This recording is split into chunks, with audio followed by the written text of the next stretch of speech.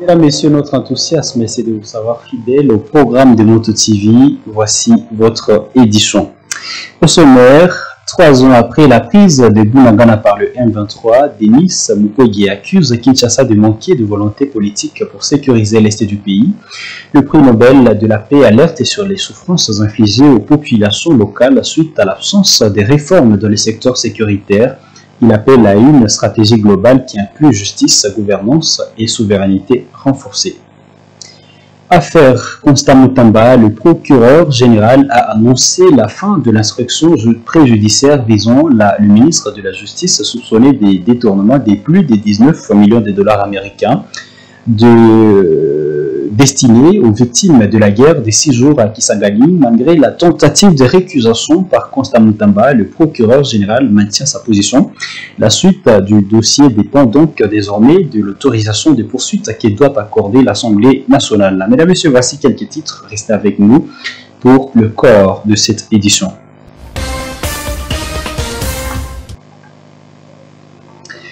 À toutes et à tous, bienvenue dans l'intégralité de ce journal. Nous allons l'ouvrir par cette page religieuse. En paroisse Notre-Dame des Lourdes de Rwanda, 422 enfants ont reçu le sacrement de confirmation au cours d'une messe solennelle. La célébration a été présidée par le père Paulin Viacounon, secrétaire des Augustins de l'Assomption, qui a officié cette messe au nom de Monseigneur Sikuli Paluku Melkisedek, évêque du diocèse de Butembo-Beni. Suivez ce reportage de mon Mpezi Mazekeli pour donc les détails. Les fidèles de la paroisse Notre-Dame des Lourdes étaient dans la joie de confirmer de 422 chrétiens. Des chants d'action de grâce ont été chantés par la chorale pour rendre grâce à Dieu. 3 prêtres ont procédé à l'octroi des sacrements aux 422 chrétiens confirmés ces jours. Parmi eux, il y avait des prosélytes qui ont été marqués par du signe de la croix et de l'huile sainte. Ces gestes profondément symboliques représentent les dons de l'Esprit Saint, comme l'a expliqué le père Paulin Viacounon, secrétaire des Augustins de l'Assomption, envoyé par Monseigneur Sikuli Paluku Melkisedek, évêque du diocèse de Butembo-Beni, pour présider la messe du jour. Il a souligné l'importance de ces sacrements pour la croissance spirituelle des jeunes, fortifier leur foi, le guider dans leur vie chrétienne et leur donner la force de l'Esprit Saint.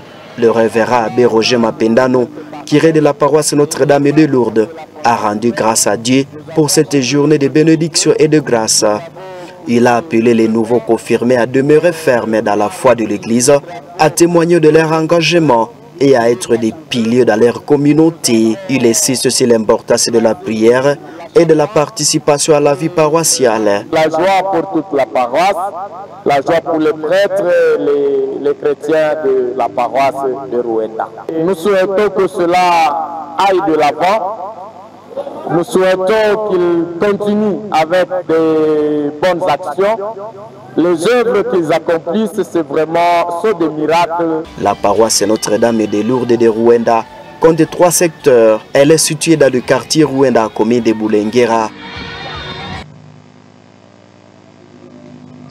La paroisse Isidore Bakanja de Tirao accroît progressivement le nombre de ses fidèles. Sous l'égide des prêtres du Sacré-Cœur de Jésus, cette paroisse octroie des sacrements de l'Église aux fidèles et effectue des travaux de développement pour son émergence, comme nous relate ici Gérard Mourefou qui s'y est rendu. Ce jeudi 12 juin, 427 chrétiens ont reçu le sacrement de confirmation à paroisse Bienheureux Isidore Bakanja. Pendant la célébration eucharistique, le curé a exprimé sa joie de voir accroître le nombre de croyants.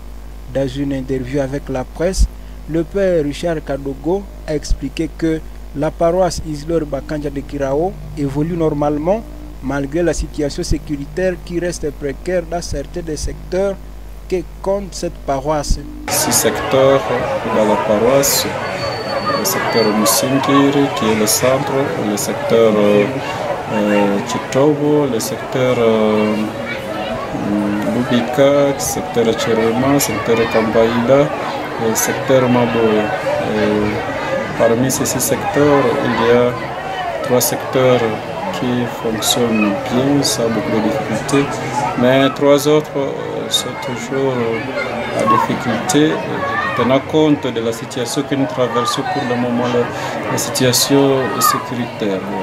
Par rapport aux activités de développement de la paroisse, les curés remercient les fidèles et les responsables de la paroisse qui ont songé à réhabiliter leur église. Ils sollicitent ainsi l'appui de bonne volonté pour appuyer les efforts des chrétiens. Là, c'est une paroisse stratégique pour le prêtre Sacré-Cœur de Jésus dans le diocèse de Butembo-Beni. Parce que une paroisse stratégique, parce que nous avons aussi une maison de formation, ce que nous appelons noviciat. Alors, les gens viennent de partout, nos confrères viennent de partout du monde entier. Quand ils arrivent au Congo, ils ne peuvent pas rentrer sans passer ici à Chirao, visiter notre maison de formation et visiter aussi notre paroisse. Voilà pourquoi nous avons l'intérêt d'arranger cette paroisse, de réhabiliter cette paroisse. La messe de ce jeudi a été présidée par M. l'abbé Ignace Matsungu Chancelier et délégué de l'évêque à ces lieux.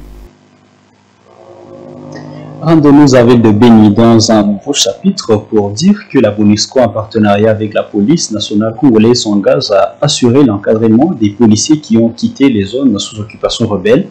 Une séance de travail initiée en vue de matérialiser cette opération s'est tenue ce jeudi 12 juin en ville de Béni, capitale provinciale provisoire du Nord Kivu. Elle a été présidée par le vice-gouverneur, le commissaire divisionnaire Louis Segon Karawa. Reportage presse du gouvernorat. Partenariat police-MONUSCO, police nationale congolaise. Ce sujet était à l'ordre du jour ce 12 juin 2025 au cabinet du gouverneur militaire du Nord Kivu. Pour la MONUSCO, la situation de la guerre et ses conséquences, particulièrement le déplacement des policiers venus des zones sous occupation, était au menu. Nous avons parlé globalement de la situation sécuritaire qui prévaut, celle que vous connaissez, et aussi aborder la question de renforcement de nos capacités dans le partenariat que nous avons mis en place, police, MONUSCO et PNC. Oui, les actions urgentes seraient, n'est-ce pas, de voir les mécanismes et les stratégies à développer pour soutenir la PNC dans le cadre de l'arrivée massive des policiers qui ont quitté les zones de combat, qui sont actuellement à Béni. Et avec le vice-gouverneur, nous avons une idée globale sur la situation et que très bientôt, avec les soutiens, avec les apports, avec les réflexions approfondies, nous puissions voir comment est-ce que une solution pourrait être apportée à cette situation. C'est le général Louis Segon Karawa, vice-gouverneur policier du Nord Kivu, qui a présidé cette séance de travail. Et la cité frontalière de Bunagana est sous contrôle des rebelles du M23 depuis le 13 juin 2022, 3 années d'occupation. Le docteur Denis Mukwege fustige ces manques des réformes dans les secteurs sécuritaires congolais. Les prix Nobel de la paix a aussi critiqué l'inaction des autorités face à une situation qui est caractérisée par une crise accrue qui dure et qui s'aggrave du jour au jour. Suivez ce récit de Monampenzi de Mirembe Titaouite pour donc les détails. Situé à environ 100 km de Goma, dans le groupement de Djomba, à territoire de Rutshuru, la cité de Bunagana a été conquise par les M23 lors de la reprise des hostilités en juin 2022, 10 ans après leur première défaite militaire. 3 ans plus tard, la zone reste sous contrôle rebelle, malgré les condamnations et les déclarations officielles. Ce jeudi 12 juin 2025, Denis Mukwege a exprimé sa profonde indignation face à cette situation. Il estime que la souveraineté de la République démocratique du Congo est violée à toute impunité par le Rwanda, qui est le soutien militaire du M23. Le célèbre gynécologue s'inquiète du silence de la communauté internationale face à ce qu'il considère comme une agression flagrante. Il évoque un pillage organisé des ressources minières congolaises et une politique expansionniste de Kigali au mépris des principes fondamentaux du droit international. Pour lui, les populations vivant dans les zones occupées, notamment à Bunagana, subissent un régime d'exploitation marqué par des violences des exactions et des violations graves des droits humains. Denis Mukwege accuse aussi les autorités de Kinshasa de manquer la volonté politique pour répondre efficacement à cette crise. Selon lui, l'absence de réformes profondes de l'armée, la police, la justice et la fonction publique contribuent à aggraver la sécurité. Il estime que seule une stratégie globale qui inclut une justice traditionnelle sincère et une gouvernance plus responsable, ce qui pourrait inverser cette tendance et redonner espoir aux populations meurtries. Bunagana, important poste douanier entre la RDC et l'Ouganda, fut la première entité urbaine conquise par les rebelles. Depuis, le M23 a étendu son contrôle sur la grande partie du Nord Kivu et la province du Sud Kivu.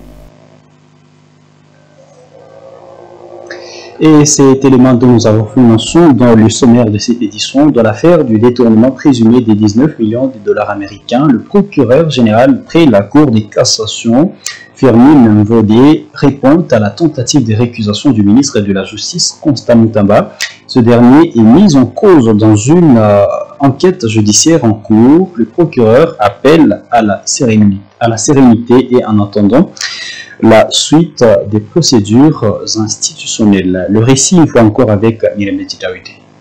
Dans une correspondance adressée au ministre Mutamba, le procureur général confirme avoir clôturé l'instruction préjuridictionnelle le concernant. Le dossier porte sur un présumé détournement de fonds publics destiné à l'indemnisation des victimes de la guerre de 6 jours à Kisangani. L'affaire est désormais entre les mains de l'Assemblée nationale, dont l'autorisation est requise pour l'ouverture de poursuites judiciaires contre le membre du gouvernement. La démarche de Firmin Mouvonde intervient après que Constant Mutamba a remis à cause l'impartialité du parquet général. Dans une lettre datée du mardi 10 juin, le ministre de la Justice a récusé le procureur et les magistrats chargés du dossier qu'il accuse d'agir avec partialité et d'avoir des intérêts personnels en jeu. Il estime que les conditions actuelles ne garantissent pas une justice équitable et demande que l'affaire soit confiée à d'autres magistrats qu'il juge plus indépendants. En réponse, le procureur Mouvonde précise qu'il ne fait qu'appliquer les règles de droit sans tenir compte d'autres considérations. La balle est désormais dans le cas de l'Assemblée nationale, celle habilitée à autoriser ou non la levée des immunités des ministres en fonction pour permettre une éventuelle mise en accusation. Rentrons encore à Butembo, où l'association des chauffeurs manutentionnaires et propriétaires de bennes en ville de Butembo et en territoire de Lubero, ACPROBEN en sigle, redoute une multiplicité de cas d'accidents à travers la ville suite au mauvais état des routes. Il s'agit notamment des axes Mutsanga, Rwenda, Diapanda et autres. Cette structure demande à l'autorité compétente de couvrir ces bandes cochons au plus vite possible pour faciliter la circulation sur ces voies. Suivez ce reportage de Luciana Msibilwa et Samuel Wainda pour d'amples détails. Les conducteurs de bennes en vue de Butembo dénoncent les mauvais états de route dans plusieurs quartiers. Ils indiquent que ce délabrement de route est à la base de plusieurs cas d'accidents. Aussi, la circulation n'est pas aisée à parcourir ces nids de poules. Axe Mutsanga 4 km, axe Kijeki Mutiri, axe Cathédrale Busenzera, axe Ndiapanda Katwa, toutes les routes sont tellement délabrées. Le président de l'association des chauffeurs manutentionnaires et propriétaires de bennes vue de Butembo et territoire de Lubero appelle les dirigeants à réhabiliter les routes pour protéger les conducteurs et prévenir les accidents. Nous demandons au maire de ville de réhabiliter les routes parce que nous avons toujours payé les taxes. On nous dit souvent que l'argent que nous payons c'est pour la réhabilitation de ces routes. Et nous avons toujours payé les taxes. Nous avons besoin de réparation de ces routes. Georges Kanamungoya invite l'autorité à agir rapidement. Il prévient que si rien n'est fait pour décompter la situation, les membres de son association pourront descendre dans la rue pour se faire entendre. nous allons faire les riz, Vous savez, en RDC, nous avons le constat. Si on ne fait pas de marches, si on ne fait pas de casses, souvent on n'a pas de solution. Il y a une marche qui sera projetée dans quelques jours si l'autorité urbaine ne répond pas à notre préoccupation. Mercredi dernier, deux membres de l'association des chauffeurs, manutentionnaires et propriétaires de bennes en ville de Butembo et territoire de Lubero étaient partis voir l'autorité urbaine par rapport à leurs revendications. Ils demandent à l'implication urgente de l'autorité urbaine pour couvrir ces nids de poules qui se creusent depuis près d'une année. Et nous allons boucler cette édition par cette nouvelle. Les enfants de l'école maternelle du complexe scolaire de l'Assomption ont effectué ce jeudi 12 juin une sortie éducative organisée dans trois sites de Butembo. Cette école promenade avait pour objectif d'apprendre tout en observant et aussi pour clôturer l'année scolaire en beauté. Ce parcours a été riche en découvertes. Reportage Mirembe Titawite et Léandrine Maloulé, rendu de Eugénie Moussini. À bord des deux bus mis à leur disposition, les enfants s'apprêtent à vivre une journée pas comme les autres. Premier arrêt, l'espace Kingdom dit Dewell. Ce site leur a permis d'apprendre les notions liées à la communication fluviale. Pour rendre l'apprentissage plus vivant, les enfants ont eu chacun la chance de monter à bord de pirogues pour découvrir concrètement un moyen de transport traditionnel sur les eaux. Sourire aux lèvres, ils ont pris place dans une ambiance pleine de joie. Après cette immersion, la délégation s'est dirigée vers la radio Moto-Butembo Beni. Là, les jeunes visiteurs ont été accueillis par un journaliste qui leur a fait découvrir les coulisses du studio. L'émerveillement est total. La salle des journalistes, d'expliquage. Ici, c'est la salle des techniciens. Ça va? Le technicien est là.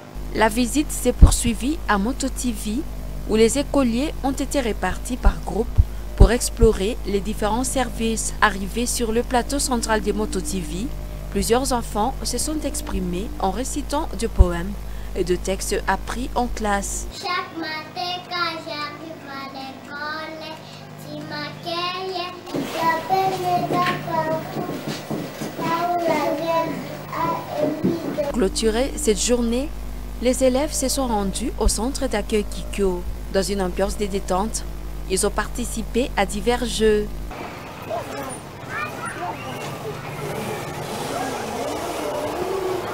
Cette sortie pédagogique marque la fin de l'année scolaire 2024-2025 pour ces élèves.